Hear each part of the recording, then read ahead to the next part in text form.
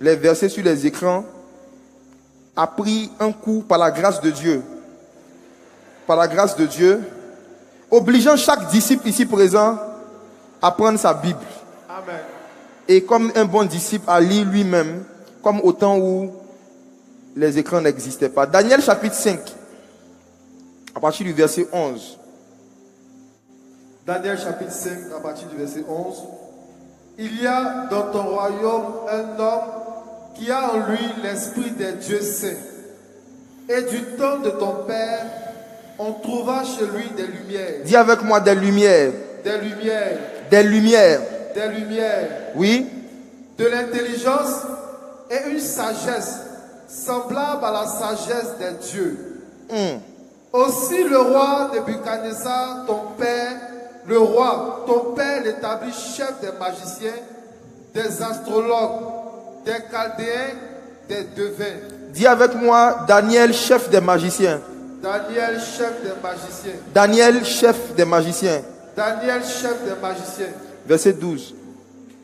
Parce qu'on trouva chez lui, chez Daniel, nommé par le roi Belshazzar, un esprit supérieur. Dans la King James, c'est mis un esprit d'excellence. Un esprit d'excellence, oui. De la science et de l'intelligence, la faculté d'interpréter les songes, d'expliquer les énigmes et de résoudre les questions difficiles.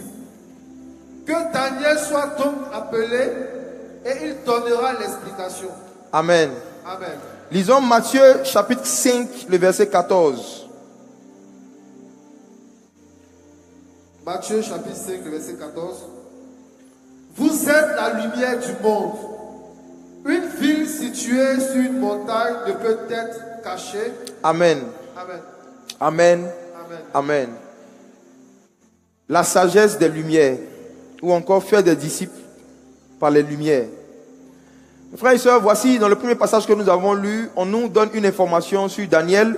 Je pense que Daniel n'est plus un personnage à présenter, mais il y a des détails qu'on nous donne sur lui qui étaient à l'origine de sa réputation à Babylone. Et aujourd'hui, nous tous ici présents, nous sommes à Babylone. Babylone, c'est l'image du système mondial. C'est l'image du système social, humain et religieux qui gouverne le monde. Nous sommes dans Babylone. Nous sommes dans Babylone. Nous sommes dans Babylone. Et vous savez, beaucoup d'enfants de Dieu n'auraient jamais été dévorés par certains lions s'ils avaient cherché à devenir des Daniel.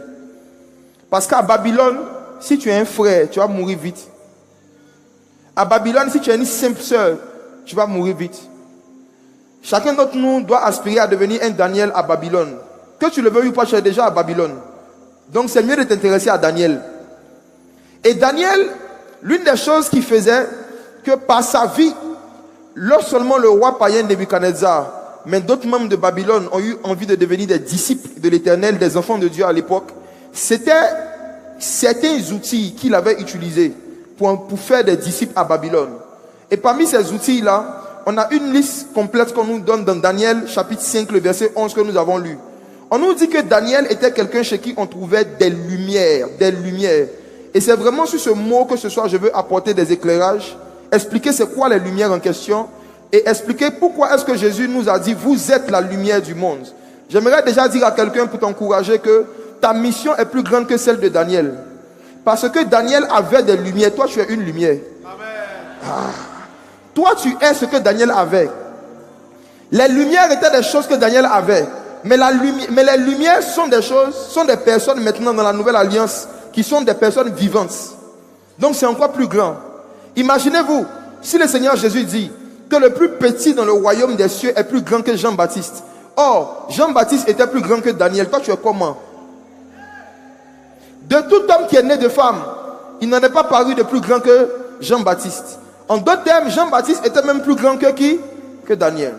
Or, le plus petit dans le royaume des cieux est plus grand que Jean-Baptiste. Tu vas comprendre que c'est un scandale dans le monde des esprits quand un chrétien meurt par la sorcellerie. C'est pas logique. Ce n'est pas logique. Parce que normalement, le diable rôde comme un lion cherchant qui dévorer. Si on dit qu'il cherche Ça veut dire que quand il regarde les gens normaux, les enfants de Dieu normaux, les disciples normaux, il ne peut pas les dévorer. Parce que les lions ne mangent pas la lumière. Les lions ne mangent pas la lumière. Si un lion rentre dans cette salle et qu'il n'y a que des lumières, il va chercher qui dévorer. Allons doucement. Je vais commencer par quelques vérités profondes sur la lumière. Quelques vérités profondes sur la lumière. Pour qu'on comprenne le concept de la lumière. La première vérité, c'est qu'il est possible d'être rempli de l'onction et de vivre dans les ténèbres. C'est possible d'être rempli de l'onction, de puissance et de vivre dans les ténèbres. La présence du Saint-Esprit et la puissance du Saint-Esprit ne sont pas suffisants pour chasser les ténèbres. Genèse 1, verset 2. Nous connaissons Genèse 1, verset 1. Au commencement, Dieu créa les cieux et la terre. Au verset 2, la terre devint informe et vide. Il y avait des ténèbres à la surface de l'abîme. Mais malgré qu'il y avait des ténèbres, l'Esprit de Dieu faisait quoi? Il se mouvait au-dessus. Est-ce que le mouvement du Saint-Esprit a empêché les ténèbres d'être là? Non. Mes frères et sœurs, il peut y avoir un puissant mouvement du Saint-Esprit dans une église, tout en ayant beaucoup de ténèbres dans l'église. Les ténèbres n'ont pas peur du Saint-Esprit. Les ténèbres ne sont pas effrayées par le mouvement du Saint-Esprit. J'aime le mouvement du Saint-Esprit. J'apprécie le mouvement du Saint-Esprit. Mais je vous dis la vérité, le mouvement du Saint-Esprit est inutile quand il n'y a pas de lumière. C'est parce que la seule chose qui repousse les ténèbres, c'est la lumière, qu'au verset 3, Dieu n'a pas dit que l'Esprit soit. Parce que l'Esprit était déjà. Que la lumière soit. Et la lumière fut. C'est pour dire, ne vous fiez pas au mouvement du Saint-Esprit qu'il y a dans un endroit pour vous dire qu'il n'y a pas de ténèbres, que les ténèbres ne règnent pas. Au fur et à mesure que nous allons avancer, beaucoup vont comprendre leur vie, la vie de certains de leurs parents, la vie de certains de leurs aînés dans la foi, qui manifestaient le mouvement du Saint-Esprit, mais qui ont une vie ténébreuse à laquelle aucun païen ne veut ressembler. C'est pourquoi il ne faut pas rechercher le mouvement du Saint-Esprit. Il faut chercher la lumière. Une autre vérité encore sur la lumière, j'aimerais qu'on lise cela dans 2 Rois chapitre 4 verset 1. Une femme d'entre les femmes des fils des prophètes cria à Élisée en disant: ton serviteur, mon mari, est mort. Et tu sais que ton serviteur craignait l'Éternel. Il craignait l'Éternel, il était prophète. Ensuite, or le créancier est venu pour prendre mes 2 enfants et en faire ses esclaves. Mes frères, voici l'histoire d'un prophète. Voici l'histoire d'un homme qui nous prouve ce que je suis en train de dire. Il avait l'onction prophétique. Il avait l'esprit de prophétie. Mais il avait aussi beaucoup de dettes et de créances. Il avait beaucoup de crédits. Il avait beaucoup de problèmes financiers. Au point où il n'a pas pu régler ses problèmes financiers avant de mourir. Et malheureusement, sa femme et ses enfants étaient en train de vivre les conséquences de la vie de misère ointe qu'il a vécue. Il était prophète, mais il était pauvre. Il était prophète, mais il devait de l'argent au point où la seule façon pour lui de pouvoir effacer sa dette, c'était qu'on prenne sa femme et ses enfants. Mes frères, imaginez le montant. C'est combien d'argent qui vaut la vie d'un homme, d'une femme et de ses enfants? Imaginez-vous le niveau de dette dans lequel ce monsieur Ouin a vécu. Donc il avait l'onction, il avait les dons de prophétie, mais il avait aussi beaucoup de crédit. Frères et sœurs, je vous dis qu'il est possible d'être dans le mouvement du Saint-Esprit et de vivre dans les ténèbres. Il n'y a rien de plus ténébreux que la galère.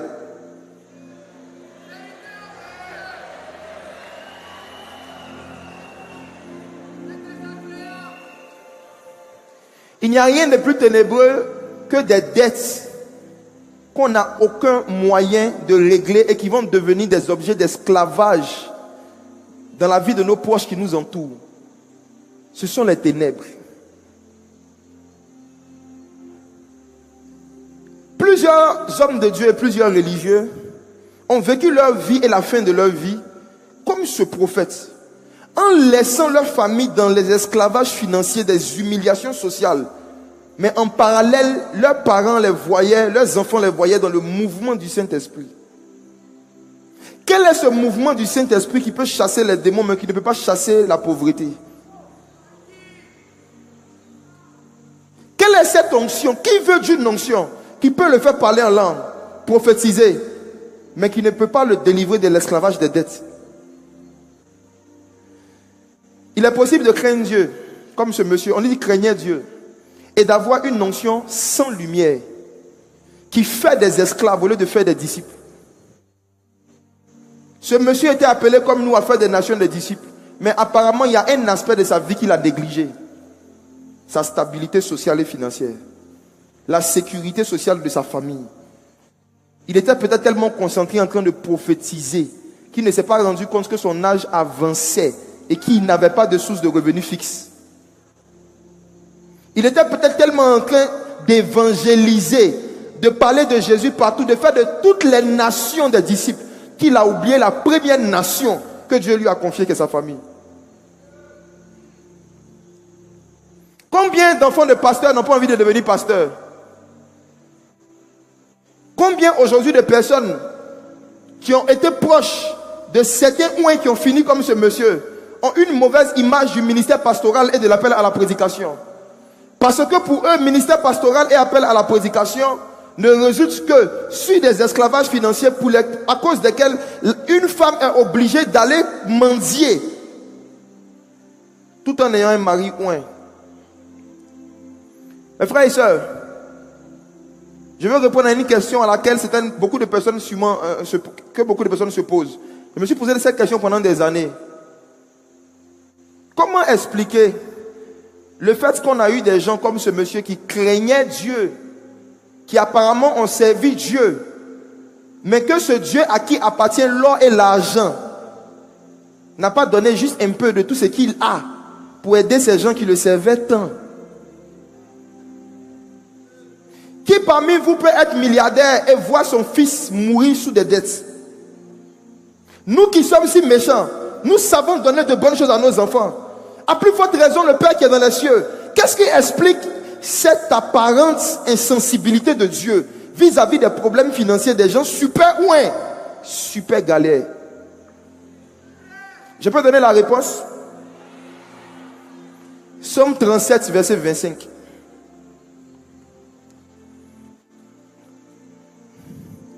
Quand on parle de faire des nations des disciples, la première nation en question, c'est toi-même et ceux qui t'entourent, tes proches, ta famille, si tu en as. Même si tu n'as pas de famille, toi-même au moins. Il y avait 2 enfants dans le ventre d'une femme et on lui a dit, il y a 2 nations dans ton ventre. Donc une nation, ce n'est pas une foule, c'est une personne. Allons-y. Psaume 37, verset 25.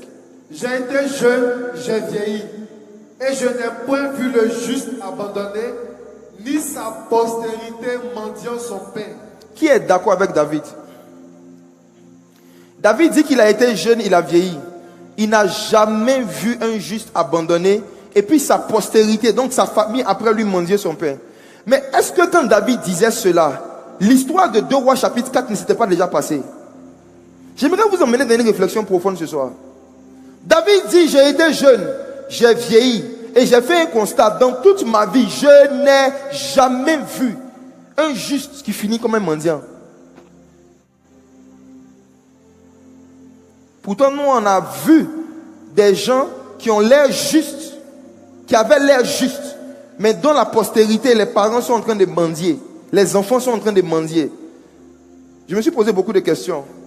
Et voici un élément de réponse que je pense avoir compris.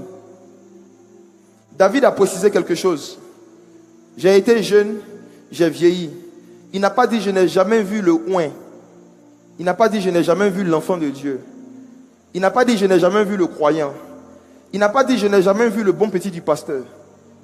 Je n'ai jamais vu le juste. Ça veut dire quoi? On peut être oint et ne pas être juste dans sa façon de gérer sa vie sociale. Celui qui ne gère pas sa vie sociale et financière, celui qui ne gère pas sa vie sociale et financière, selon la justice biblique, sera abandonné. Sa postérité va mendier son pain. Il y a des habitudes sociales qui ne sont pas justes aux yeux de Dieu. Il y a des habitudes que vous avez avec votre argent qui ne sont pas justes aux yeux de Dieu. Je vais plus en parler demain matin. Vous allez voir des jeunes sœurs qui savent qu'elles n'ont pas eu la grâce d'avoir des parents qui ont pour leur payer des études pendant longtemps. Mais arrivées à un moment de leur vie, elles arrivent à avoir au moins des petites entrées d'argent. Au lieu de payer des formations, elles payent des perruques. C'est le message de demain. En fait, non. Cette façon de faire n'est pas juste. Et si tu continues dans cette façon de faire qui n'est pas juste, tu seras abandonné et tu vas mendier ton pain. Je n'ai jamais vu le juste, pas le chrétien, le juste. Le juste est celui qui s'applique à connaître les principes de la justice du royaume des cieux et puis à vivre selon ça. Et le Seigneur a dit, cherchez premièrement le royaume des cieux et sa justice. On peut avoir le royaume des cieux sans sa justice.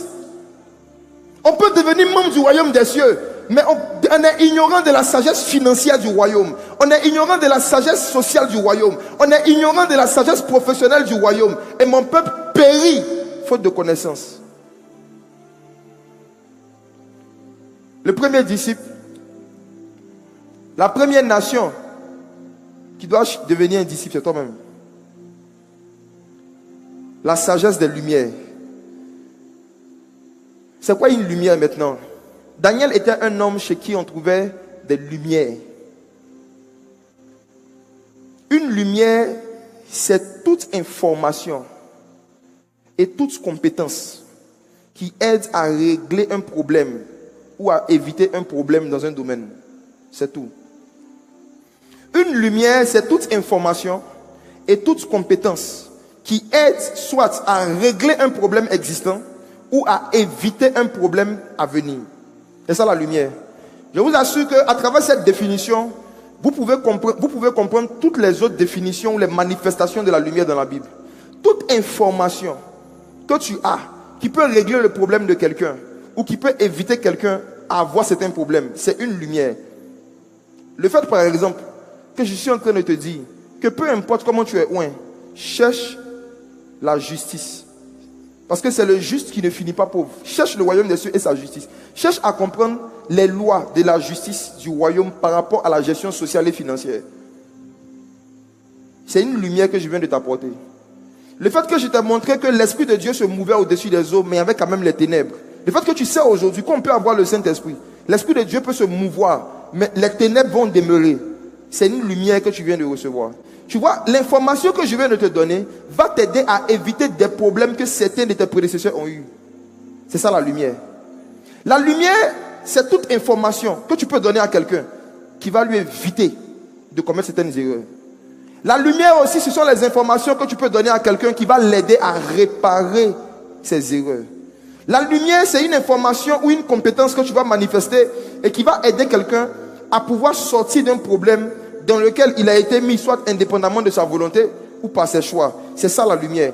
Et la réputation de Daniel à Babylone est qu'il était quelqu'un chez qui on trouvait des lumières. Des lumières. Pourquoi on a mis cela au pluriel? À cause de la suite des descriptions. Vous savez, comme je le dis, une lumière c'est aussi une compétence. Daniel avait beaucoup de compétences dans différents domaines. La Bible dit que dans les sciences, à l'époque, il était bon. Dans les lettres, il était bon. Donc Daniel avait des compétences intellectuelles et professionnelles variées. Donc on trouvait chez lui des lumières. Pourquoi? Parce que une lumière se manifeste par un métier. Les lumières ont été dispatchées dans la société par des métiers et des savoir-faire. Dans la vie de tous les jours, les lumières, ce sont les différents métiers qui existent en société. Chaque métier est une lumière. Chaque savoir-faire est une lumière. Chaque compétence est une lumière. Parce qu'à travers cela, tu réponds aux besoins des gens dans un domaine, tu règles des problèmes et tu aides des gens à éviter des problèmes. C'est ça un métier. Donc, si les métiers servent à apporter des solutions à des besoins dans tous les secteurs d'activité, quand le Seigneur Jésus dit « Vous êtes la lumière du monde », ça veut dire que vous êtes une association de personnes qui ont des métiers. La majorité des païens que nous voulons gagner à Jésus dans les derniers jours, comme Pasteur Yannick l'a expliqué hier, ils sont sensibles à l'évangile des chrétiens qui ont des métiers. Ils ne veulent pas avoir l'impression que quelqu'un est en train de prêcher l'évangile parce que le système social l'a rejeté. Il y a des gens qui prêchent parce que Dieu les a appelés. Et puis il y a ceux qui prêchent parce que les hommes les ont rejetés. Je reprends.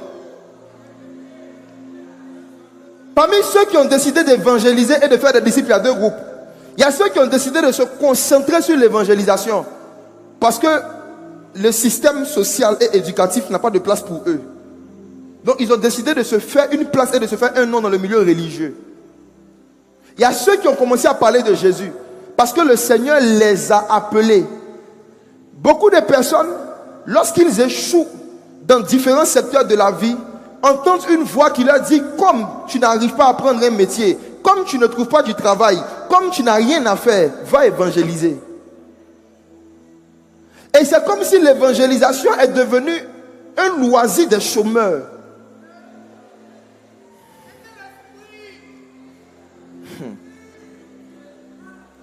Je me rappelle que quand j'ai commencé à évangéliser, j'étais étudiant. On était plusieurs étudiants qui évangélisons. Mais j'ai remarqué un mouvement. Parce que Yannick a décrit ça ce matin en disant que, en général, plus les années passent dans la foi, moins les gens évangélisent. Plus les gens deviennent anciens, moins ils évangélisent. J'ai remarqué que quand les gens commençaient juste à avoir des stages, ils n'évangélisaient plus. Ceux qui sont devenus un peu cadres, là on n'en parle plus. Donc tu voyais que leur activité d'évangélisation n'était pas poussée par un amour pour les âmes. C'était un passe-temps de chômeurs en attendant d'être occupés. Mes frères et sœurs, on va faire quelque chose rapidement. Permettez-moi d'être un peu historique pendant quelques minutes. J'aimerais vous parler du réveil spirituel qui s'est passé dans le monde du 15e siècle au 18e siècle. Comment est-ce que les chrétiens ou encore l'église du 15e au 18e siècle a fait des nations des disciples en utilisant quoi? La sagesse des Lumières. Je vais vous montrer comment est-ce que il y a eu une génération, un moment dans l'histoire de l'église, qui ont décidé de devenir comme des Daniel, qui ont décidé de se forger dans leur pays, dans leurs entreprises, dans leur village, la même réputation que Daniel avait à Babylone. Et Dieu a pu les utiliser pour faire des nations de disciples. Voici. Qui parmi vous a déjà parlé d'une époque de l'histoire qu'on appelle le siècle des Lumières? Le siècle des Lumières. Ok. Le siècle des Lumières, c'est, pour ceux qui ne savent pas, c'est une période de l'humanité qui a été marquée par de fortes innovations intellectuelles, technologiques et industrielles. Ça veut dire que c'est une période pendant laquelle il y a eu beaucoup d'inventions, d'innovations qui ont amélioré les conditions de vie des nations. Et il y a quelques années, je crois, quand je méditais sur la lumière, où le Seigneur me disait: vous avez beaucoup de puissance. J'ai entendu ça dans un songe. Il m'a dit: vous avez beaucoup de puissance, mais vous n'avez pas assez de lumière. C'est dans un songe que j'ai entendu cette phrase. Et c'est la phrase qui m'a poussé à aller faire cette méditation. Vous avez beaucoup de puissance, vous n'avez pas assez de lumière.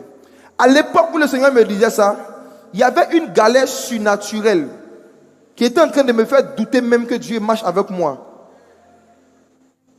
Et le Seigneur, dans un songe, pendant que je priais, je jeûnais pour demander à Dieu qu'est-ce que je dois faire pour ne plus avoir ces mêmes problèmes financiers, sociaux qui ont l'air de ne pas finir.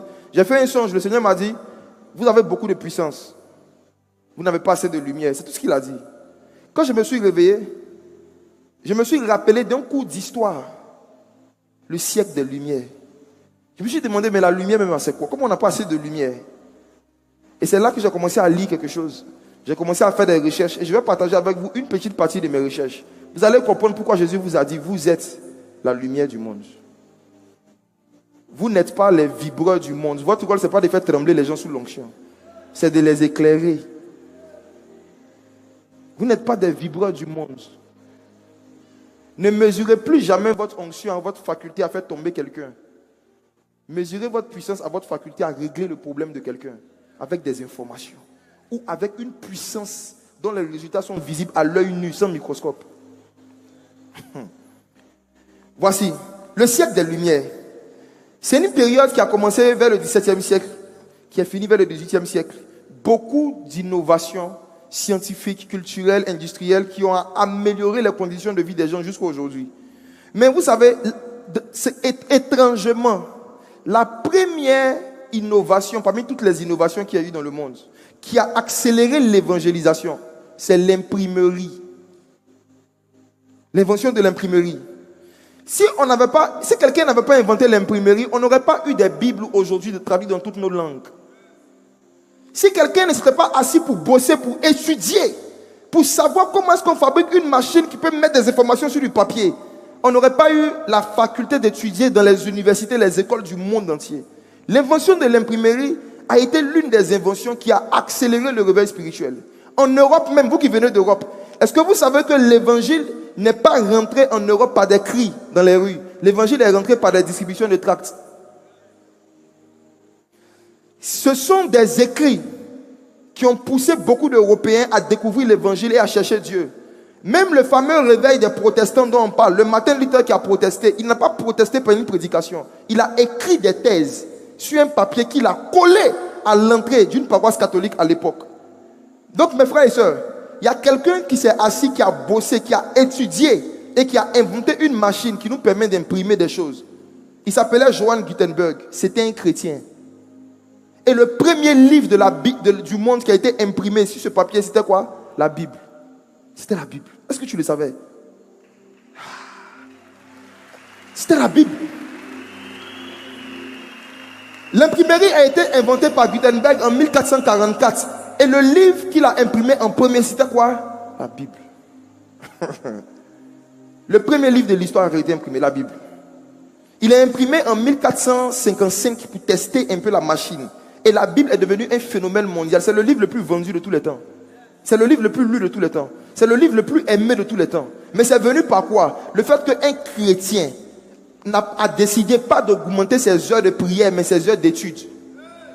Oh. Il y a eu un moment où un enfant de Dieu comme toi a décidé de passer plus de temps à se former et s'informer pour inventer quelque chose qui peut améliorer les conditions de vie des gens et propager l'évangile.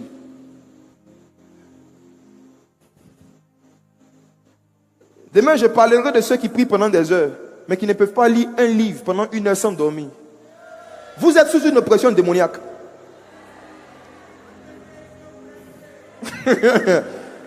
Beaucoup vont se rendre compte au fur et à mesure qu'on va avancer qu'ils ont besoin de délivrance. Vous regardez des films pendant 1 heure sans dormir. Vous regardez Netflix pendant 2 heures sans dormir. Mais petit Jean chapitre 1, quand tu arrives au verset 10, tu bailles.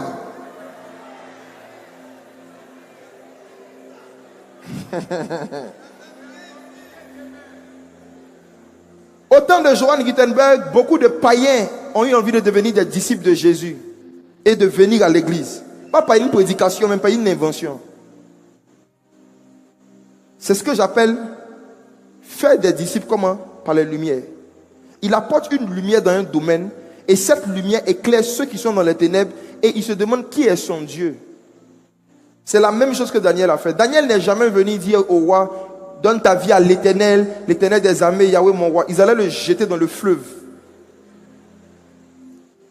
C'est lorsqu'on voyait Daniel apporter des solutions aux problèmes de Babylone qu'on a demandé: mais d'où lui vient cette sagesse? Et c'est comme ça qu'il a présenté son Dieu. Voici. Je vais vous donner rapidement quelques exemples de croyants qui ont été à la base du siècle des Lumières. Ce siècle est appelé comme ça. Et étrangement, la majorité de ceux qui ont contribué dans tous les secteurs d'activité à envoyer des inventions, à l'époque, c'était des chrétiens. Beaucoup d'historiens ont fait tout pour montrer leur prouesse intellectuelle, même pour cacher leurs origines spirituelles. Pour ne pas donner envie aux gens de l'époque de devenir des chrétiens aussi. Mais vous savez, le mensonge a de longues jambes, mais il n'a pas le cardio. Donc il s'essouffle vite.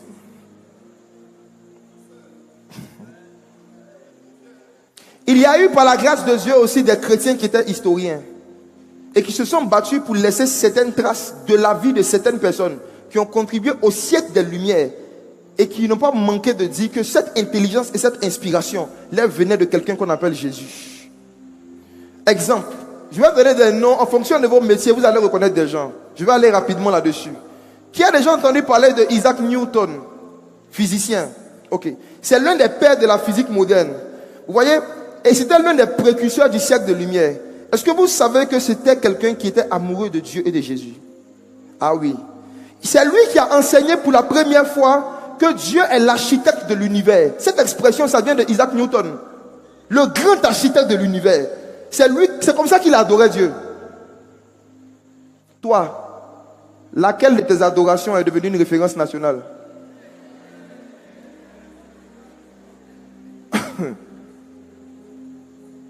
Il a apporté à l'humanité des lumières sur les lois de la gravitation, de l'optique et de la mécanique.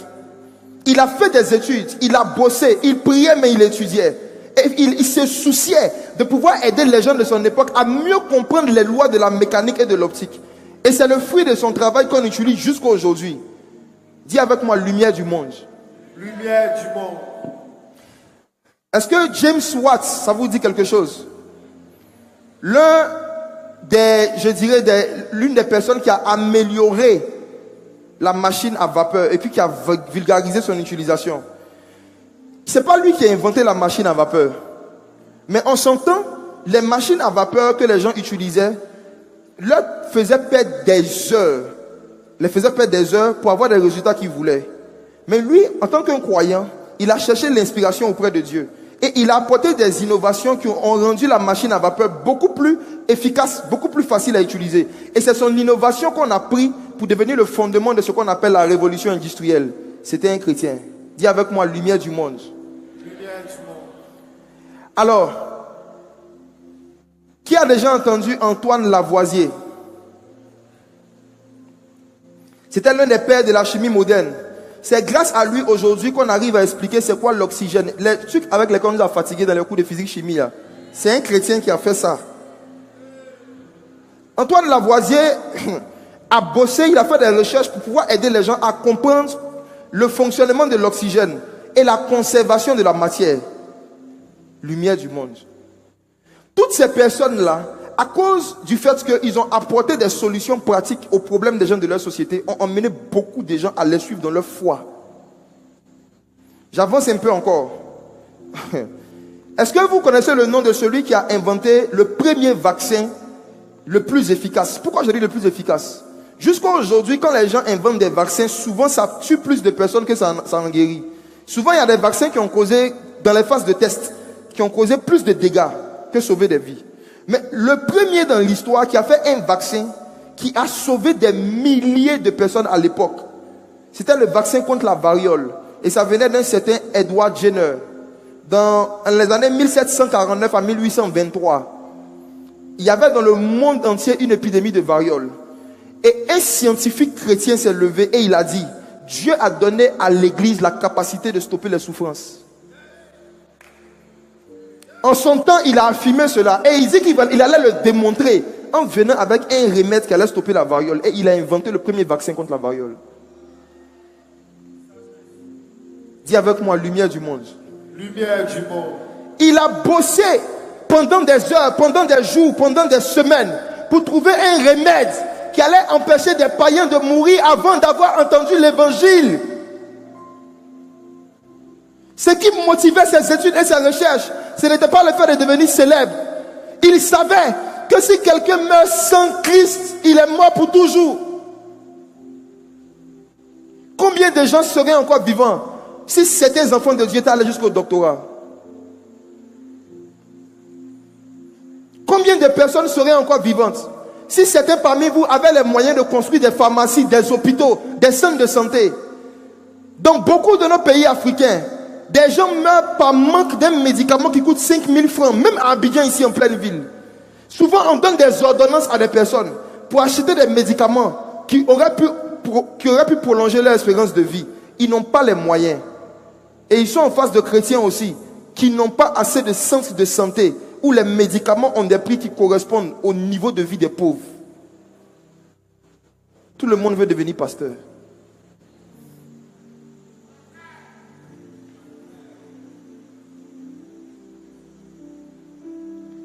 Une autre encore invention pendant le siècle des Lumières. On a tous déjà entendu parler de Benjamin Franklin, au moins le nom. C'est lui qui est l'inventeur de ce qu'on appelle le paratonnerre. Est-ce que vous savez que pendant plusieurs siècles, quand il pleuvait fort et que le tonnerre tapait, le tonnerre a tué beaucoup de personnes. Même jusqu'à aujourd'hui, dans certains endroits, le tonnerre tue des gens. Et il y a toujours eu des légendes dans les villages pour expliquer l'origine du tonnerre. Moi, je me rappelle que quand j'étais petit, j'ai demandé un jour à une grande soeur du quartier, pourquoi quand il pleut, on entend broum et puis on voit des flashs. Vous savez ce qu'elle m'a dit? Je ne sais pas si vous allez me croire, mais c'est mon vécu. La grande soeur du quartier à Trècheville, elle m'a dit, le jour du jugement dernier, c'était une chrétienne. Hein? Je vais dire quelque chose avant de commencer. Vous savez, quand les chrétiens ne sont pas instruits, quand des gens sont loin mais qui ne sont pas cultivés, ils veulent expliquer tout avec le monde spirituel et ils deviennent des menteurs.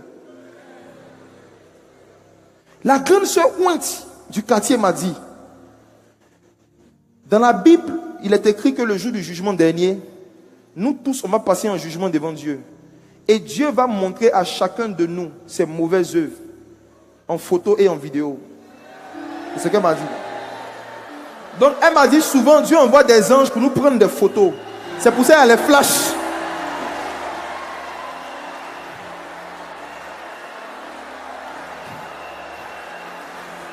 Là où il n'y a pas de lumière, il y a toujours le grain. Elle m'a dit, je prends Dieu à témoin. Elle m'a dit ça et j'ai cru en ça toute mon enfance. Donc maintenant, chaque fois qu'il pleuvait, je me plaçais. Parce que je me disais que Dieu est en train de me prendre en photo. Le deuil des lumières. Deuil gospel. La grande soeur du quartier m'a menti. Avec un sang-froid de prédicatrice. Elle dit le jour du jugement dernier, Dieu va nous montrer les photos et les vidéos de tout ce qu'on faisait. Donc il envoie des anges faire nous photos. Donc ce sont les flashs que tu vois. Donc c'est le bruit de l'appareil photo de Dieu qui fait.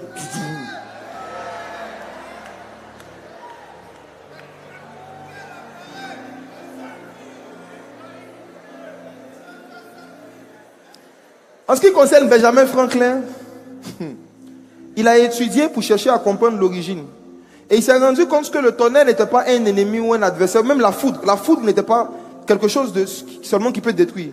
Mais que la foudre aussi a un rôle électrique que l'homme peut utiliser pour alimenter l'électricité sur la terre. Puis il a créé le paratonnerre. Faites des recherches dessus, vous allez voir ce que c'est. Le temps est en train de courir avec moi. John Harrison, il a inventé le chronomètre marin. C'est grâce à son chronomètre qu'aujourd'hui, les navigateurs marins arrivent à rester longtemps en mer sans se perdre. Avant, les gens naviguaient sur l'eau et arrivé un moment, ils perdaient leur chemin, ils disparaissaient et on créait des légendes encore pour expliquer leur disparition. Oh, c'est parce qu'ils n'avaient pas de GPS. Et un chrétien a créé un chronomètre qui continue de fonctionner même quand les gens vont loin sur la mer. Parce qu'ils avaient des chronomètres qui ne fonctionnaient plus quand ils arrivaient à un certain niveau dans la mer. Et lui, il a envoyé une invention qui a sauvé des vies. Il y a encore beaucoup d'autres que vous pouvez voir, mais je vais terminer avec un en particulier.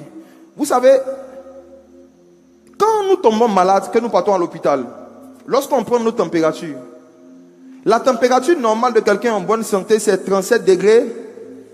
37 degrés. Celsius. 37 degrés. Celsius. J'aimerais te poser une question. Est-ce que tu as déjà tapé Celsius sur Google pour savoir ça veut dire quoi?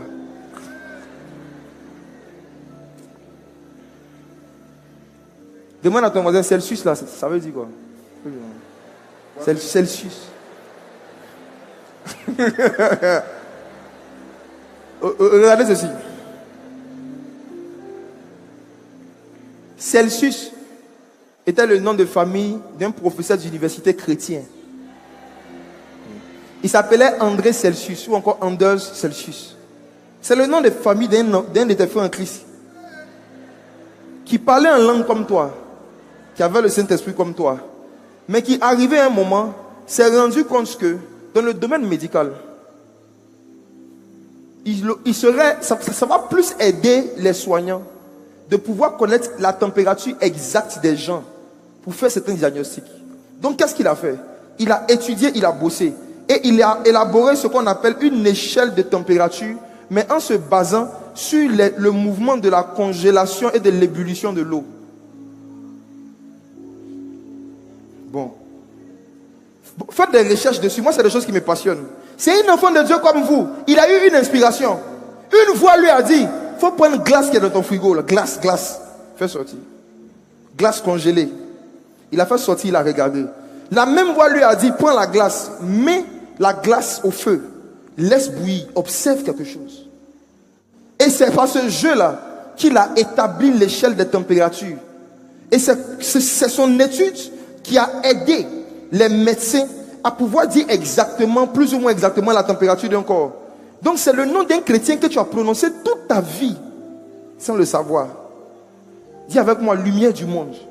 Lumière du monde. Et si vous faites des recherches, vous allez voir que dans beaucoup d'autres domaines comme ça, jusqu'à aujourd'hui, dans beaucoup d'autres domaines, beaucoup d'innovations, d'inventions ou de théories, d'études sur lesquelles les gens se sont basés pour améliorer des choses viennent des disciples qui, à un moment, ont pris la conscience de la responsabilité intellectuelle que Jésus leur a confiée par rapport à leur nation.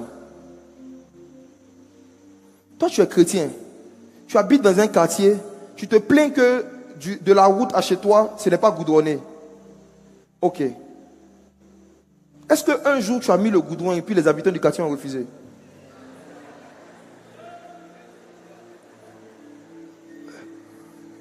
Est-ce que tu as déjà même pensé à dire à Dieu, Seigneur, donne-moi les moyens de pouvoir goudronner ce quartier?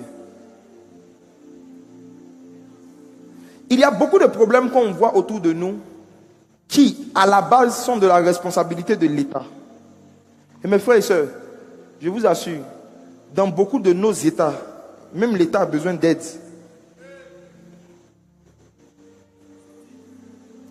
Il y a des choses que l'Église doit faire pour rappeler à l'État son devoir. Il y a des choses que l'Église doit faire pour rappeler à l'État ce qu'ils sont censés faire pour les pauvres. Récemment, nous avons suivi l'action que j'avais lancée par rapport au déguerpi de Koumassi. Nous sommes en live. Il y a des choses que je ne peux pas dire ici en détail. Mais nos actions, vos dons et vos contributions ont interpellé des gens au plus haut sommet de l'État. Certains ont commencé à passer à l'action parce qu'ils vous ont vu faire. Vous êtes la lumière du monde. Vous êtes la lumière du monde.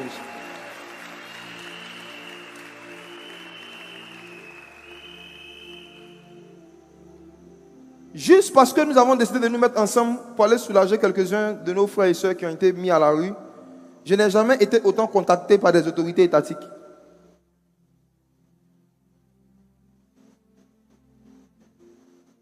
Ils ont plus de moyens que nous. Mais parfois, Dieu nous a donné plus de sagesse qu'eux. Et l'une des façons d'utiliser cette sagesse pour faire des disciples, ce n'est pas de leur dire ce qu'ils doivent faire, c'est de faire ce qu'ils doivent faire. C'est de faire. La plus puissante autorité d'un pays, ce n'est pas l'État, c'est l'Église. L'État est une république, l'Église est un royaume. Oh. L'État est une république. L'Église est un royaume. Et ce n'est pas un royaume qui est appelé à régler seulement des problèmes spirituels. On a aussi des cerveaux, des talents, des compétences et des capacités de régler des problèmes sociaux et économiques, pourvu que nous en fassions un objectif de vie. Maintenant, voici. Il est possible de prendre la décision, comme tous ces disciples des siècles passés que j'ai cités, de bosser dans son domaine, de se perfectionner dans son domaine, d'augmenter sa lumière. Je vais en parler demain. Augmenter ton niveau de lumière pour mieux éclairer les nations, pour que les nations marchent à ta lumière. C'est possible de prendre cette décision, de beaucoup travailler, beaucoup étudier. Et puis à la fin, tu vas continuer à beaucoup souffrir. Nous tous ici, on a connu au moins une fois un membre de la famille qui était très intelligent, mais qui est mort très pauvre. On a connu tous ici quelqu'un dont tout le monde disait qu'il est fort à l'école, mais il n'a jamais eu un travail dont la rémunération est proportionnelle à son niveau de compétence, n'est-ce pas? Est-ce qu'il y a même dans cette salle des personnes qui vivent ça? Tu sais que tu es fort, tu as un diplôme, tu sais que tu sais faire des choses, mais tu n'arrives pas à trouver des opportunités qui seront rémunérées à la hauteur de tes efforts. Est-ce qu'il y a quelqu'un qui vit ça ici? Tu peux lever la main. C'est à vous que je m'apprête à parler maintenant. Ceux qui sont en ligne, s'il y en a, je vais vous demander maintenant de vous disposer 2 fois plus. On va relire Matthieu chapitre 5, versets 14 à 16. Il est possible de bosser dur et de ne jamais recevoir le fruit de son travail. Mais il faut déjà bosser dur. Mais il y a un deuxième élément après le fait de bosser beaucoup, dont je vais parler, qui est spirituel. Il y a certaines catégories de démons qui rendent inutiles les talents, les efforts et les souffrances sociales des gens. C'est deux dont je vais parler et je vais commencer à traiter avec eux tout à l'heure. Ce sont les démons qui combattent la visibilité des lumières. Matthieu 5, verset 4 à 16. Allons-y. Cependant, Matthieu chapitre 5, verset 14, pardon. Matthieu 5, verset 14. Vous êtes la lumière du monde. Vous êtes la lumière du monde. Une ville située sur une montagne ne peut être cachée et on n'allume pas une lampe pour la mettre sous le boisseau, mais on la met sur le chandelier et elle éclaire tous ceux qui sont dans la maison. Que votre lumière luise ainsi devant les hommes. Dis avec moi que ma lumière brille devant les hommes. Que ma lumière brille devant les hommes. Que ma lumière brille devant les hommes. Que ma lumière brille devant les hommes. Il y a des démons qui font tout pour que ta lumière brille au quartier, à la maison, dans ta chambre. Continuons la lecture, j'arrive sur tout à l'heure. Afin qu'ils voient vos bonnes œuvres et qu'ils glorifient votre Père qui est dans les cieux. Le but de chercher à produire des bonnes œuvres à travers nos métiers et nos activités professionnelles, c'est de pousser les nations à glorifier le Père qui est dans les cieux. C'est de pousser les païens à avoir envie de savoir qui est notre Dieu et ils vont devenir des disciples. C'est l'évangélisation par la lumière. Tu apportes des lumières à travers tes résultats, tu apportes des lumières à travers ton savoir-faire et ça donne envie à un païen de savoir, mais tu pries où? Ton église est où? Qui est ton pasteur? Il y a des gens, c'est parce qu'ils font des bêtises qu'on leur demande qui est ton pasteur.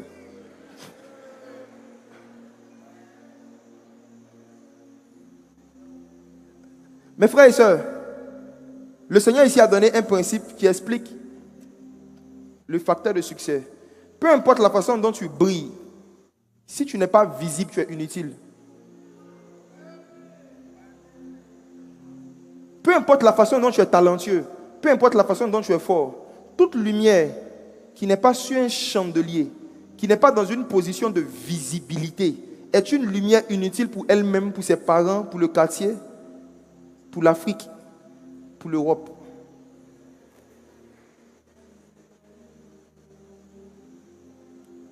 Oui, il faut chercher à devenir plus brillant. Demain, je vais plus en parler. Comment on fait pour augmenter sa lumière? Parce que vous savez, même quand Jésus dit vous êtes la lumière du monde, une torche de iPhone n'a pas la même brillance que ce projecteur. Il y en a ici qui sont juste des petites torches. Dieu veut que dans 2 ans, vous deveniez des lampadaires. Pour que des nations marchent à votre lumière. Demain, je vais expliquer comment on fait ça. Comment on passe de torche à lampadaire. Dans tous les domaines de la vie. Je vais expliquer ça demain. C'est quand tu deviens un lampadaire que tu n'as pas besoin de voyager pour toucher les nations.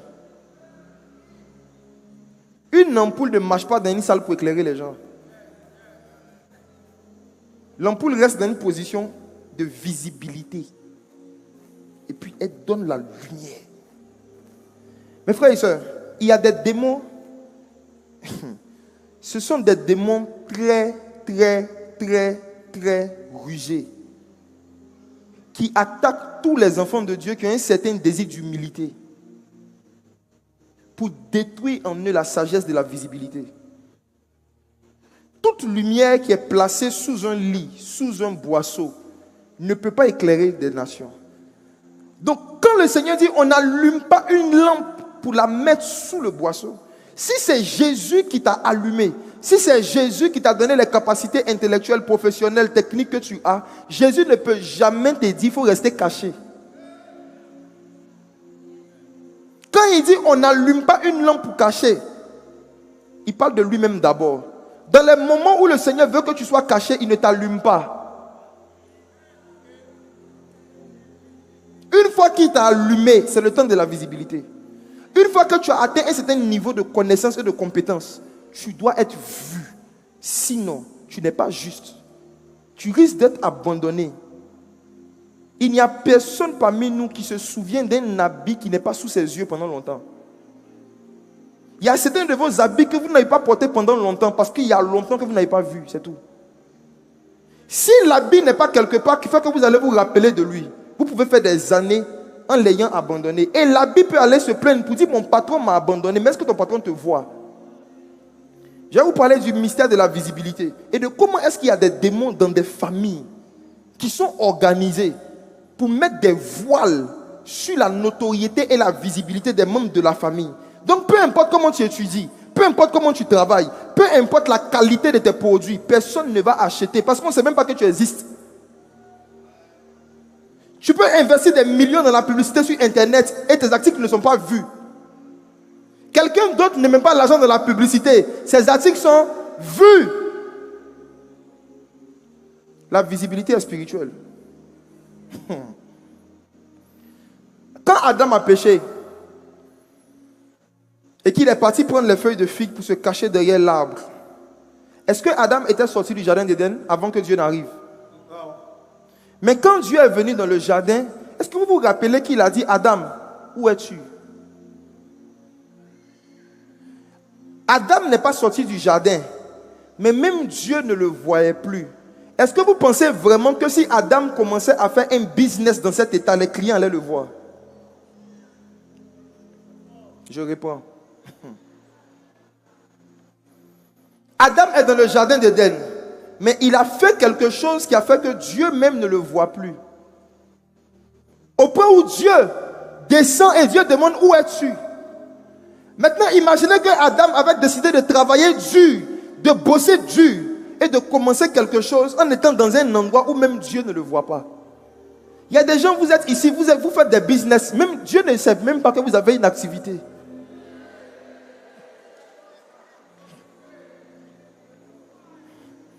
Vous savez préparer, même Dieu ne sait pas. Tu sais chanter, tu es dans une église, ton pasteur ne sait pas. Tes frères et soeurs ne savent pas. Combien de lumières sont sous le boisseau? Combien de talents dans nos communautés sont méconnus parce qu'il y a des démons qui leur ont dit qu'ils doivent rester cachés. Je vais traiter ces démons tout de suite. Adam, où es-tu? Problème de visibilité. Ça veut dire que dans le jardin d'Éden, il y a un endroit où malgré que Adam a péché, s'il était resté, tu allais le voir.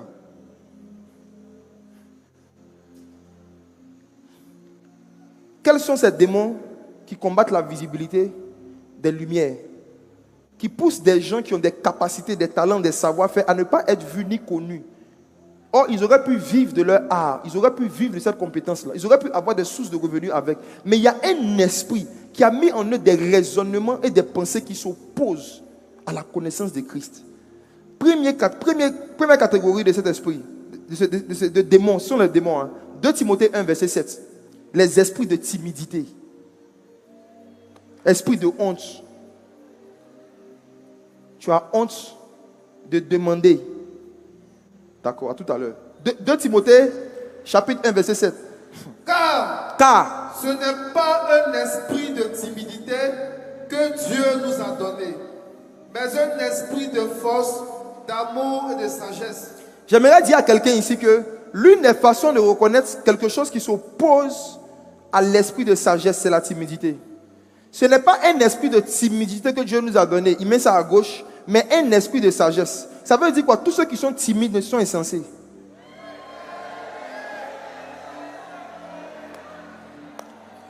Je peux parler un peu?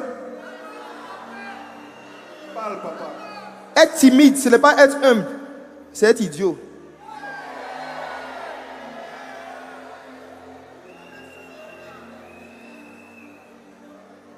À l'hôpital, quand on voit un malade en train de mourir, on met sur lui un électrochoc pour le secouer, pour qu'il se réveille.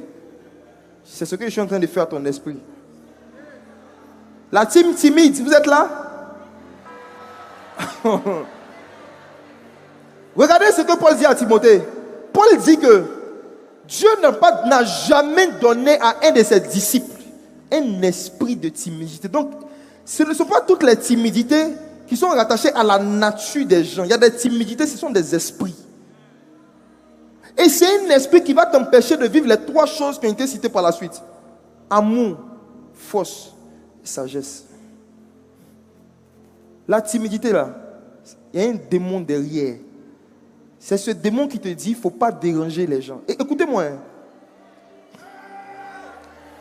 Vous tous et vous toutes, qui avez la nature de dire, je n'aime pas déranger. La vie va vous déranger. La galère va vous déranger. La misère va vous déranger. La honte va vous déranger. Même le royaume des cieux, ce sont les violents qui s'en emparent. Et l'argent. Attendez. Imaginez-vous. Le royaume des cieux, où Dieu est gentil, tout le monde est gentil, malgré sa gentillesse et sa bonté là.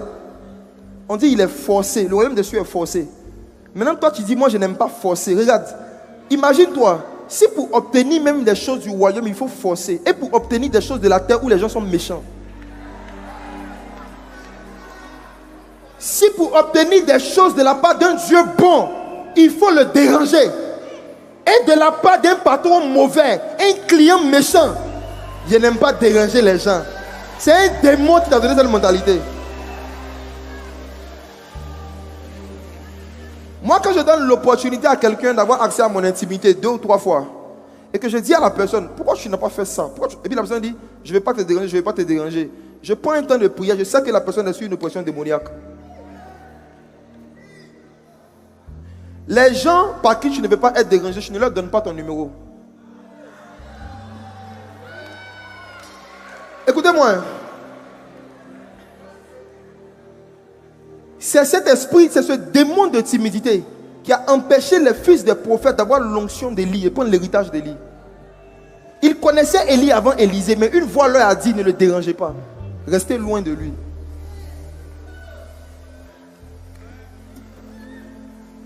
Élie a fait exprès pour voir si Élisée était avec ce même démon.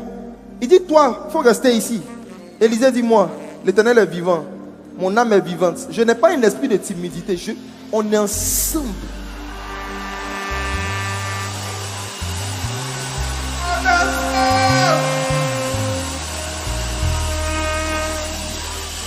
Car nous n'avons pas reçu un esprit de timidité.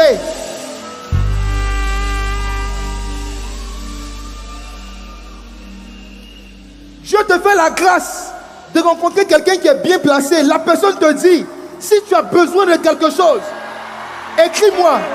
Et toi, tu dis, je ne veux pas te déranger. Ok. J'ai été jeune, j'ai vieilli. Je n'ai jamais vu le juste abandonné, ni sa postérité mendier son père. Le juste n'a pas un esprit de timidité.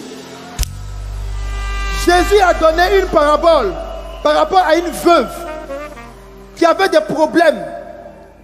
Elle avait besoin d'un juge qui allait lui rendre justice. Le juge était méchant. Si elle était sous l'oppression d'un démon de timidité, elle aurait dit, je ne vais pas déranger le juge. Je lui ai demandé une fois, il n'a pas répondu. Je ne vais pas le déranger. La Bible, Jésus dit, elle a insisté, insisté, insisté. Au point où le juge a dit, c'est vrai que je suis méchant. Mais comme elle n'a pas un esprit de timidité, je vais lui donner ce qu'elle demande. Et puis maintenant, Jésus dit, vous pensez, et puis Jésus dit, vous pensez vraiment que aussi le Père ne va pas rapidement réagir vis-à-vis de ces élus qui crient à lui jour et nuit, ou en d'autres termes qui insistent. Vous qui habitez en Côte d'Ivoire, vous pensez vraiment que, vous qui avez des numéros Orange, ceux qui sont sur Orange, vous pensez vraiment que Orange a envie de ne pas vous déranger? Il vous envoie des messages chaque semaine. Regarde, vous ne répondez pas, il ne se décourage pas. Et même là, c'est une sagesse.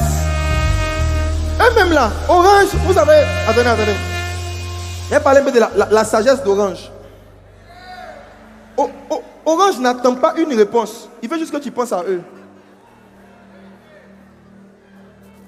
À force de voir leur nom sur ton téléphone, à une certaine fréquence, un jour, tu auras besoin d'internet, tu auras besoin de quelque chose. Il y a beaucoup de réseaux. Mais le réseau dont tu as le plus vu le nom, c'est à lui que tu as pensé en premier.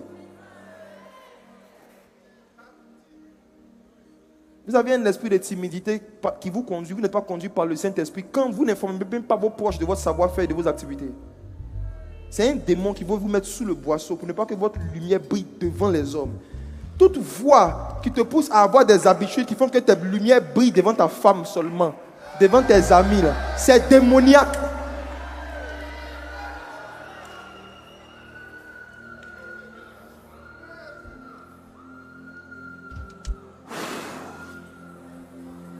Vous n'avez pas reçu un esprit de timidité. Il y a des démons, il y a un esprit derrière la timidité. À partir d'aujourd'hui, ne dis plus jamais je suis timide. Amen.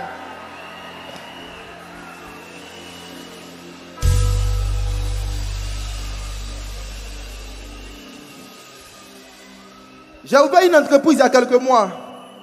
Je pensais à pouvoir embaucher. J'avais besoin d'un informaticien qui allait être dans l'entreprise à plein temps. Mais ma pensée était de donner ce poste à un jeune qui vient de finir les études et qui n'a pas un esprit de timidité. Donc j'ai décidé de ne pas lancer d'offre d'emploi, mais de commencer de plus en plus à juste me rapprocher et côtoyer certains jeunes que je sais qui ont fait développement d'application et qui savent que je suis PDG. C'est un seul qui est venu me dire, moi, il veut travailler, il est fini, je n'ai pas de travail, j'ai un stage, je veux travailler. Dès qu'il m'a dit ça, devant lui, j'ai appelé le RH, j'ai dit, fais entrer ce jeune homme ici. Il n'a pas un esprit de timidité. Il n'a pas un esprit de timidité. Écoutez-moi. Est-ce que vous savez que quand vous dites je suis timide, vous invoquez un démon? Je vais vous expliquer ça. Écoutez-moi, écoutez-moi.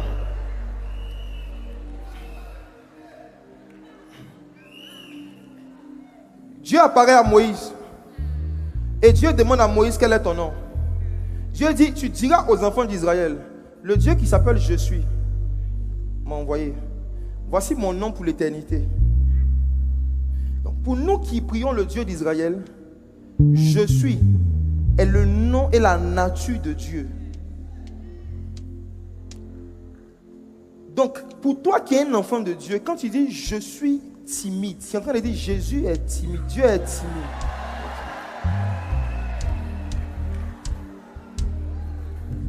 Parce que Christ est en toi. Et nous sommes ambassadeurs de Christ sur la terre. Comment on utilise le je suis? On doit veiller à ce que le caractère qu'on cite après soit le caractère de Dieu. Or, on vient de voir que la timidité, c'est le nom d'un démon. Donc quand tu dis je suis timide, tu es en train de dire démon timide. Come on.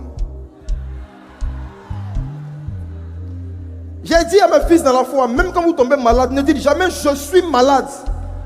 Parce que je suis n'est jamais malade. Il dit j'ai une maladie. Je ne me sens pas bien. Le Dieu qui s'appelle je suis n'est pas un esprit de timidité. Il vit en toi. Tu es censé manifester ses vertus et sa nature. Et il n'y a rien de timide en Dieu. Tu étais timide, tu n'allais jamais te déshabiller devant quelqu'un qui n'est pas ton mari.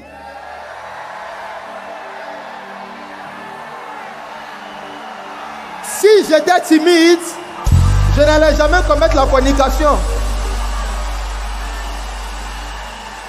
Si j'étais timide, je n'allais jamais partir à la piscine en caleçon soutien pour nager. Tu vas à la plage. Tu vas à la plage. Tu vas à la plage en bikini. Tu es timide.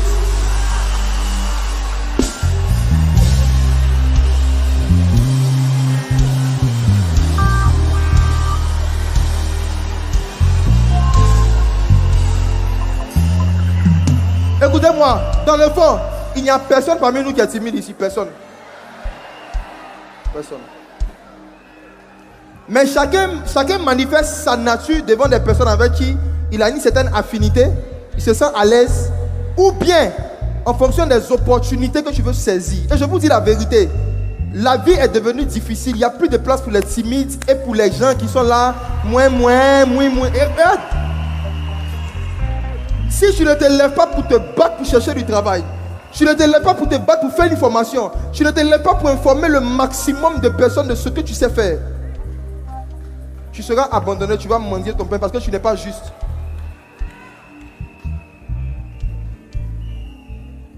Je me rappelle, quand j'étais sous l'oppression de ce démon, quand j'ai commencé le ministère, j'ai lu un livre.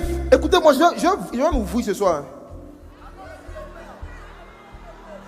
Il y a eu un moment de mon ministère où j'étais contre le fait de faire un programme dans une salle où il y a un podium. Vous allez voir que ce n'est pas parce qu'on manifeste la sagesse qu'on n'a jamais été fou. Moi qui suis devant vous, je prêchais l'évangile, mais j'étais contre le fait de faire un programme dans une salle où il y a un podium. C'est parti de quoi? Un livre. Je lisais beaucoup de livres et j'ai lu un livre d'un prédicateur qui disait que le fait qu'il y ait un podium dans un milieu religieux, c'est Babylone, c'est un hôtel de démons. Il dit que Jésus, et puis il a pris un verset, écoutez-moi, les démons de timidité, les démons ont des versets. Dans le livre, le monsieur a pris un verset. Il a dit dans le verset que Jésus a dit, là où 2 ou 3 sont réunis, je suis où? Au milieu. Donc il dit que quand tu veux ressembler à Jésus, tu dois toujours marcher au milieu des gens. Il dit Jésus marchait au milieu des 7 chandeliers. Donc si toi, tu te mets sur un podium, tu te mets au-dessus des gens. Ça m'a pris. Je voulais être humble. Donc j'ai dit, moi et le podium. Fini.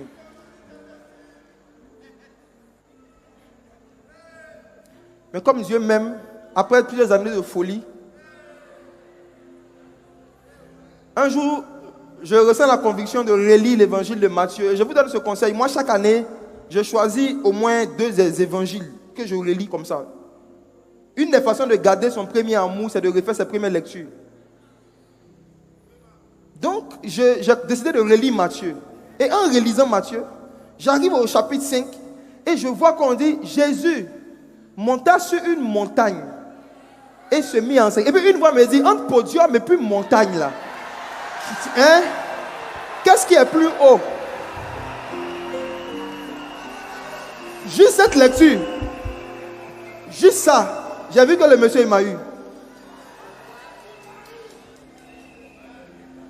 Parce que ce sont des démons qui combattent la visibilité. Pourquoi Jésus se met sur une montagne? Pour que le maximum de personnes puissent le voir et glorifier le Père.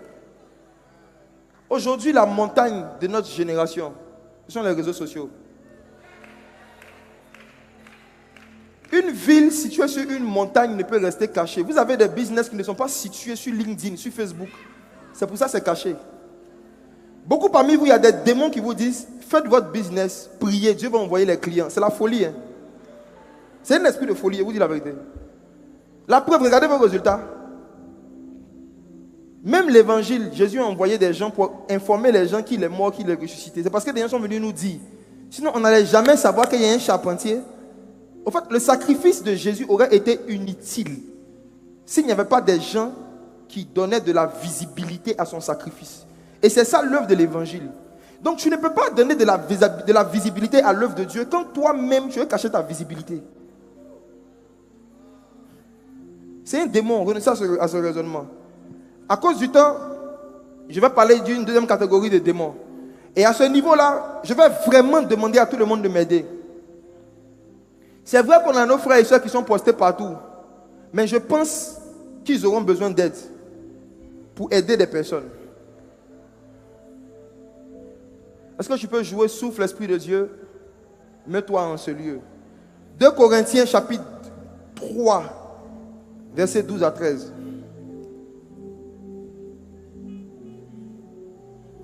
Ayant donc cette espérance, nous usons d'une grande liberté. Et nous ne faisons pas comme Moïse, qui mettait un voile sur son visage pour que les fils d'Israël ne fixassent pas leur regard sur la fin de ce qui était passager. Ce soir, je veux parler des démons de voile générationnel. Des démons qui mettent des voiles sur des générations. Ici, j'explique le contexte. Mais du contexte, je sors un principe. Le contexte, c'est Moïse qui allait prier Dieu pendant plusieurs temps. Et quand il est descendu, son visage brillait comme le soleil. Lui, dans son cas, il y a une lumière qui devait cacher. Il y a une lumière qui devait cacher. Parce que cette lumière-là, les gens qui étaient en face, ça pouvait les détruire. Donc Moïse n'a pas caché sa lumière par timidité. Il l'a caché par amour pour son prochain. Il ne voulait pas que sa lumière détruise ses frères. Donc il a pris un voile, il l'a mis sur son visage, il a caché sa lumière. Maintenant, j'aimerais que toi, je te demande pourquoi tu caches ton savoir-faire à tes proches. Pourquoi les lumières qui sont en toi, les choses que tu connais, que tu sais faire, tu n'informes pas le maximum de personnes. Pourquoi tu mets un voile sur ton visage? Même vos photos de profil là. Les chrétiens qui ont même honte de leur prénom. Ton vrai nom, c'est Zagadou Akpagnon. Yes. Mais tu mets un voile. Tu mets un voile sur ce nom. Tu devrais écrire Soldat du Christ 225. C'est quoi ces bêtises là? Il y a des pseudonymes même que vous utilisez sur vos pages là. Ce sont des démons qui vous ont inspiré ça. Ce sont des voiles qui empêchent les gens de vous connaître et donc peut-être de vous reconnaître de certains bureaux.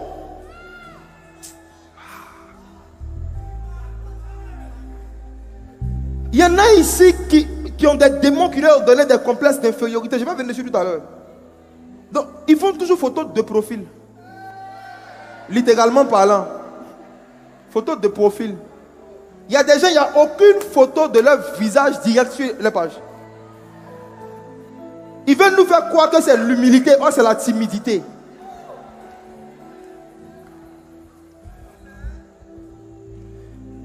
Moïse a mis un voile sur son visage. Parce que lui, il ne voulait pas que ce qu'il est détruise les gens. Mais quand il s'agit de sauver les gens avec la lumière, il faut lever le voile sur ton visage. Maintenant, regardez là, un principe spirituel qui existe dans des familles. Là, vous allez m'aider à aider les gens. La Bible nous dit que quand Moïse a mis le voile sur son visage, il a mis ça en son temps. Mais s'il te plaît, celui qui a le verset, aide-moi. Dans 2 Corinthiens, chapitre 3, lis s'il te plaît le verset 13. Rapidement. Et nous ne faisons pas comme Moïse. Nous ne faisons pas comme Moïse. Qui mettait un voile sur son visage pour que les fils d'Israël ne fixassent pas les regards sur la fin de ce qui était passager. Ensuite. Mais ils sont devenus durs d'entendement. Car jusqu'à ce jour. Dis avec moi, jusqu'à ce jour. Jusqu'à ce jour. Entre le jour où Moïse a mis le voile sur son visage et le jour où Paul écrivait, il y avait plus de 3 siècles qui étaient passés. Donc Moïse, une seule personne, a mis un voile quelque part. Mais c'est devenu un voile générationnel. Maintenant voici. Quand je priais pour ce programme, pourquoi j'ai dit on va faire un service de délivrance? La délivrance ne commence pas quand on commence à chasser les démons par la prière. La délivrance a commencé depuis 20 heures par tout ce que j'ai raconté. Yes. Mais il y a une catégorie parmi nous que nous devons aider. C'est un de nos frères que nous devons aider. On va déchirer des voiles tout à l'heure. J'ai eu 2 visions qui m'ont aidé à comprendre ce phénomène. Ceux qui m'écoutent prêcher depuis des années, je n'ai jamais parlé des démons de voiles générationnels parce que moi, il a découvert ça cette semaine. Le Seigneur me montre une vision où je vois un vieux d'un village. Vous savez ce qu'il fait? Il prend un pagne. Je vois un vieux, hein? Le vieux prend un pagne, vrai même. C'est-à-dire un gros pagne rouge. Il met sur son visage. Et je vois le vieux appeler ses enfants et puis il fait passer le pagne sur le visage comme ça. Il fait passer le pagne sur le visage. Je regarde dans la vision. Le Seigneur me dit, regarde. C'était un chef coutumier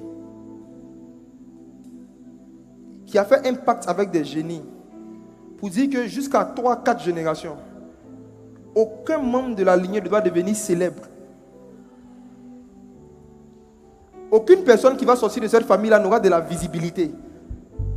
Tu peux bosser, tu peux aller à l'école, mais il y a un voile qui demeure jusqu'à ce jour sur toutes tes... C'est-à-dire, les gens te regardent mais ils ne te voient pas. Tu envoies ton CV, mais on ne voit pas. Tu publies des choses, mais on ne voit pas. Il y a un Moïse dans ta famille qui a mis un voile sur son visage. Et jusqu'à ce jour, Ce voile-là se manifeste par le fait que dans certaines familles, il n'y a personne qui est visible et qui est connu. Et je voyais au moins 18 personnes qui sont dans des familles où des gens ont fait des pratiques mystiques pour que peu importe les efforts des parents, peu importe les efforts des enfants, ce qu'ils vont faire ne sera jamais vu à un certain niveau. Mais la bonne nouvelle, c'est que en Christ, n'importe quel voile peut disparaître. Et pendant que je suis en train de parler, que tu sois en ligne, que tu sois dans cette salle, si tu es issu d'une famille où il y a un voile sur les talents, ton père était intelligent, mais un recruteur qui peut lui donner un bon travail ne l'a jamais vu. Ta mère s'est battue, mais c'est comme si son commerce n'a jamais eu un certain niveau de visibilité. Et les démons veulent reproduire la même chose dans ta vie. Les démons veulent que tu fasses beaucoup d'efforts, mais qu'il y a un voile dans le monde spirituel qui va faire que ta lumière ne sera pas visible. Mais j'ai une bonne nouvelle pour toi.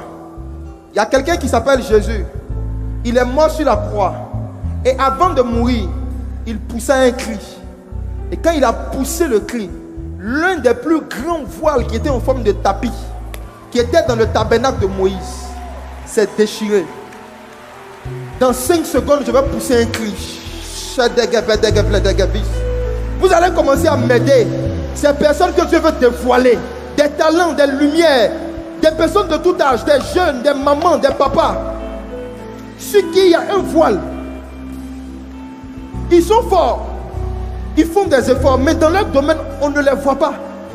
Ce voile même intervient dans le domaine du mariage. Il y a des femmes qui sont belles physiquement, mais c'est l'esprit d'un homme qui choisit une femme. Et dans le monde spirituel, tu peux être voilé. Les hommes te regardent mais ne te voient pas. Aidez-moi à aider les gens. 5, 4, 3, 2, 1. Voile générationnel. Au nom de Jésus, déchirez-vous. Libérez vos captifs. Venez avec eux. Dans les gradins, prenez les gens 4-4. Soulevez-les. Venez avec eux. J'ai besoin de voir tout le monde ici. Aidez-vous à aider les gens.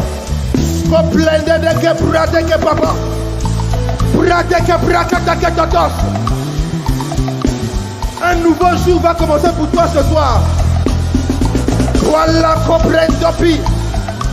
C'est gratuitement que tu as été voilé. C'est gratuitement que Jésus te délivre. Voilà, comprends, filadir.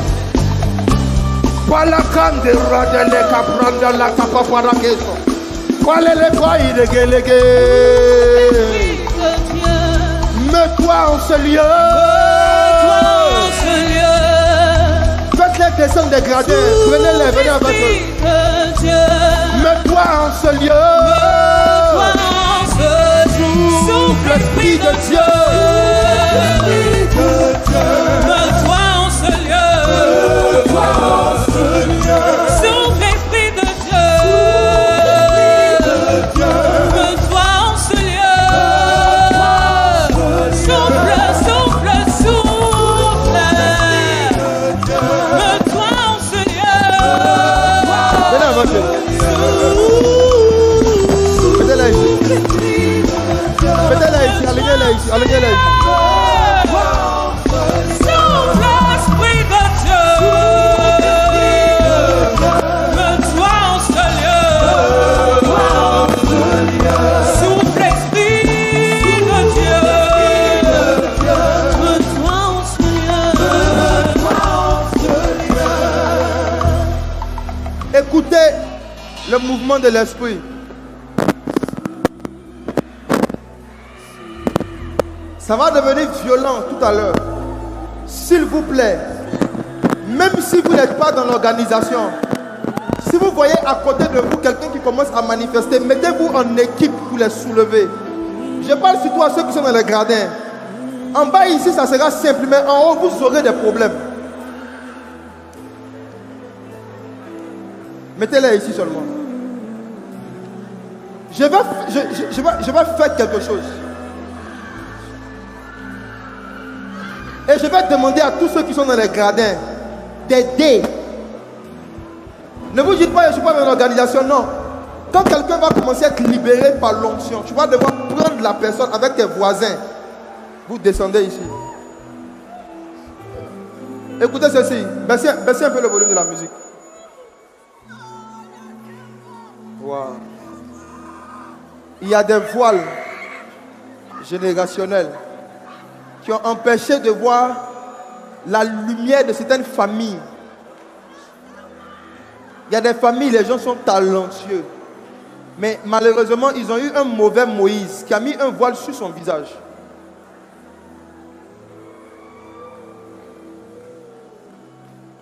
Pour des mauvais motifs. Maintenant, je vais m'adresser à une deuxième catégorie de personnes. Quand je priais, dans la nuit d'hier à aujourd'hui, j'ai eu une vision bizarre. J'ai vu un squelette dont on ne voyait que la main qui sortait d'un mur. Et je le voyais rentrer dans la chambre d'une femme. Il la touche. Et quand il se réveille, il enlève sa main. Il la touche quand il se... Déposez ici, mettez-la ici, mettez-la ici. Quand il se réveille, il enlève sa main.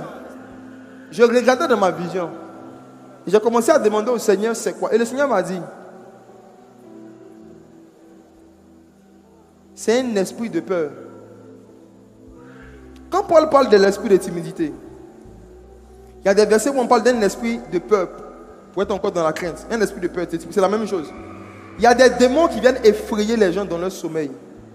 Il y a des démons qui étranglent les gens dans leur sommeil. Les gens dorment, ils sont étranglés.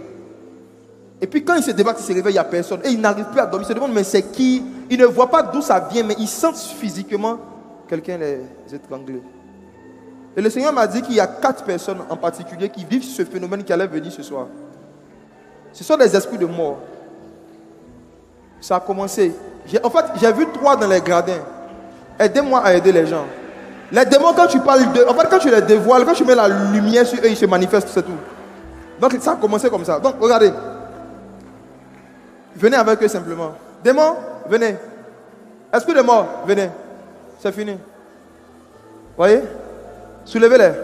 Vous allez voir des gens comme morts. Il y en a qui vont devenir raides. Vous allez voir des manifestations inhabituelles. La même manière dont ils réagissent quand la main, le squelette vient sur eux, c'est la même réaction qui va avoir lieu.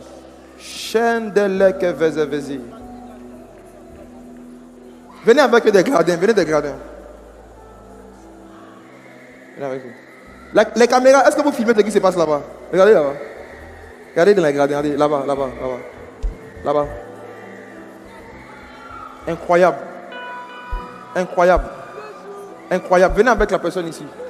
Faites attention. Ça va s'intensifier. Je m'attaque maintenant à une 3e catégorie de démons. Les démons qui mettent les voiles sur les beautés physiques des gens. Il y a des esprits qui mettent des voiles sur les beautés physiques des gens. Ce sont des démons de mari de nuit qui s'attaquent beaucoup en général aux femmes. Des hommes peuvent te regarder, mais ils ne voient pas ta beauté qui va les pousser à s'attacher à toi. Dans le monde spirituel, je vois plusieurs ici qui ont des esprits de mari de nuit ont mis des voiles pour que vous restez leur seule femme. Ce ne sont pas tous les célibats prolongés qui sont la volonté de Dieu. Il y a des célibats qui sont la méchanceté de la sorcellerie. Et dans 5 secondes, j'ordonne maintenant à tous les démons qui sont dans la famille de mari de nuit, pour les hommes de femmes de nuit, quittez là. 5, 6, 7.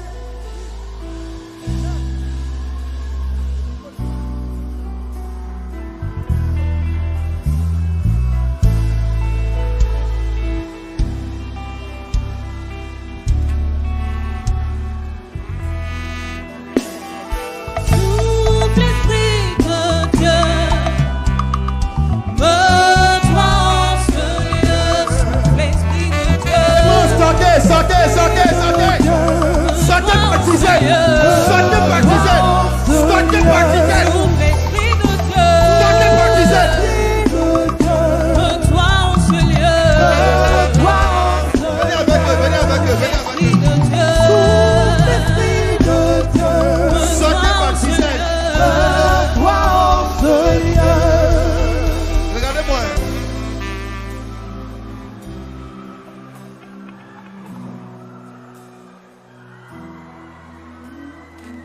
Quand il descend, les démons sont chassés. Quand il descend, aucune maladie ne résiste. Quand il descend, nous avons la victoire. Yes. Au son de sa voix, nous crions. Ah, eh, ah. Ah, eh, ah.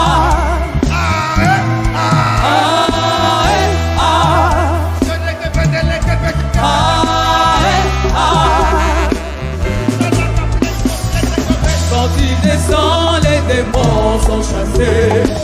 Quand il descend, aucune maladie ne résiste. Quand il descend, nous avons la victoire. Au son de sa voix, nous crions.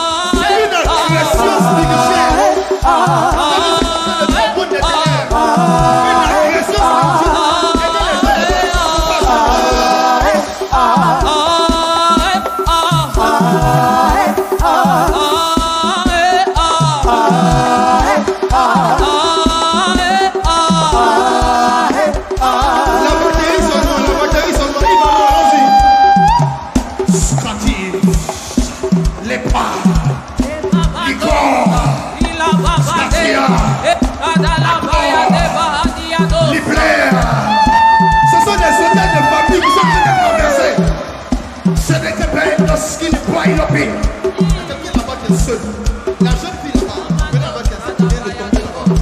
Prenez-la. Prenez le jeune homme en chemise grise.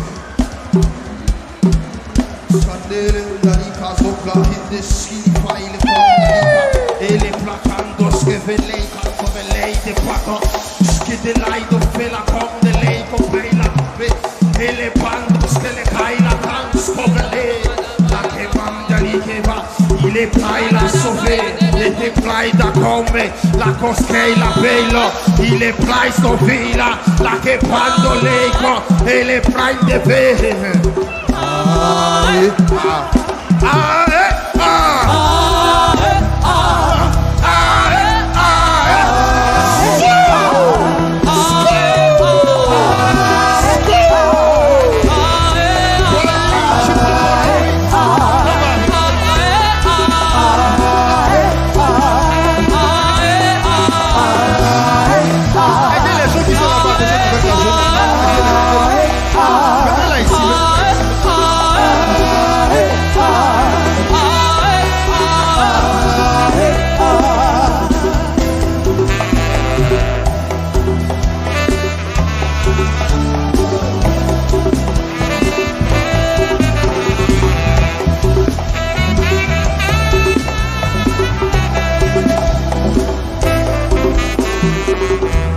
Il y a une panique dans le monde des esprits. Les démons n'ont pas vu le coup venir. Ils n'ont pas vu ce coup-là venir. Je vous avais dit que ça allait être grave. Soyez solidaires, aidez le service d'autres. Parce que parfois pour une personne, il faut 5 personnes. Ce sont des esprits qui ont résisté depuis des années. Ils ne veulent pas lâcher prise facilement. Ils sont combatifs. Les démons ne sont pas timides. Ils ne sont pas timides. Ils sont combatifs. Nous aussi, nous sommes combatifs. On va combattre.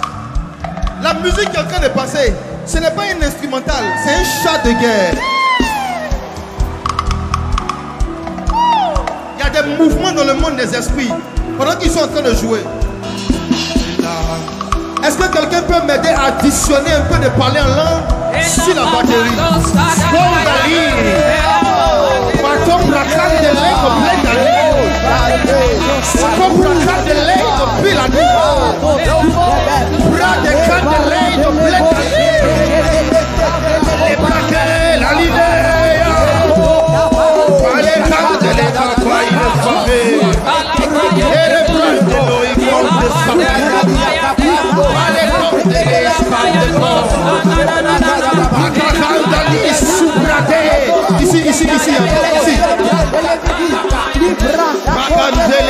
Baba Shaka Pate plan de l'Igeba, Eraskila Pea, les braquets d'Opina, la capaille l'Ovelo, les papailles l'Ovina, les clascons de l'Ega, les bracons de l'Ega, les brassous de l'Ega, les bracons de l'Ega, les capailles d'Osquelo, les bracons de l'Ega, et la pleigo pila, et brascou de l'Ega, et la sopredeva, les bracons de l'Ega, et la que les bracons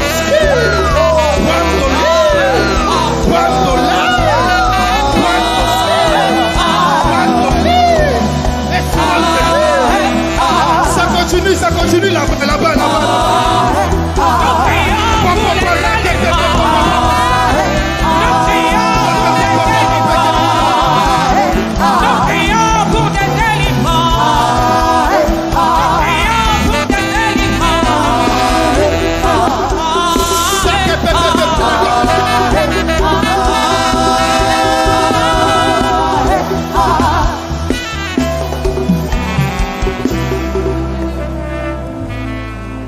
Catégorie des démons, les démons de maladie. Il y a des maladies que des gens ont quand ils commencent à avoir certaines opportunités sociales. Il y a des malaises, des douleurs et des maladies qui apparaissent quand certaines opportunités de gagner l'argent apparaissent. Il y a des maladies qui viennent quand des promotions viennent. Il y a des maladies qui viennent lorsque certains supérieurs commencent à penser à te surclasser. C'est une autre vague. Soyez solidaires. Les démons qui donnent des fibromes, les démons qui donnent le rhumatisme, les démons qui donnent des maladies qui ressemblent au paludisme, les démons qui donnent des douleurs dans le corps, dans différentes parties du corps, pour empêcher les gens de travailler, pour empêcher les gens de faire leurs activités, pour empêcher des lumières de briller. Je traite avec vous maintenant. Je vous donne 7 secondes pour libérer les malades, qu'ils soient guéris, que les douleurs disparaissent, que les esprits d'inchimité s'en aillent. 7, 6, 5, 4, 3, 2, esprit de maladie, sortez, sortez, sortez, sortez, sortez, sortez, sortez, sortez, sortez. Wow. Prenez-les, venez, descendez, descendez. Soyez solidaires, soyez solidaires. Faites descendre les gens. Mettez-les ici dans les rangées. Mettez-les dans les rangées, mettez-les dans les rangées. Wow. Jesus. Jesus.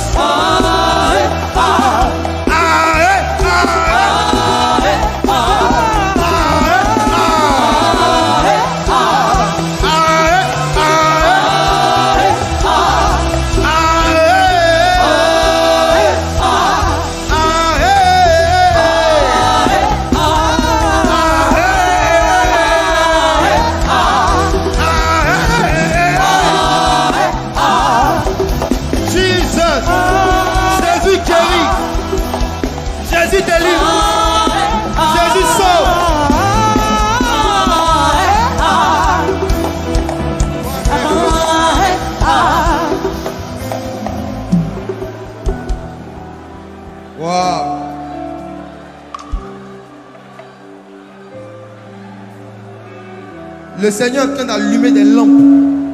Il est en train d'allumer des lampes. Il est en train d'allumer des lampes. Ta lumière va briller devant les hommes. Il y a des gens ici dont le profil professionnel va connaître une visibilité dans le monde du travail qu'ils n'avaient pas avant. Il y a des personnes dont les activités vont commencer à avoir une visibilité que vous n'aviez pas. Parce qu'un voile a été déchiré ce soir. Pour déchirer les voiles, Jésus a des armées.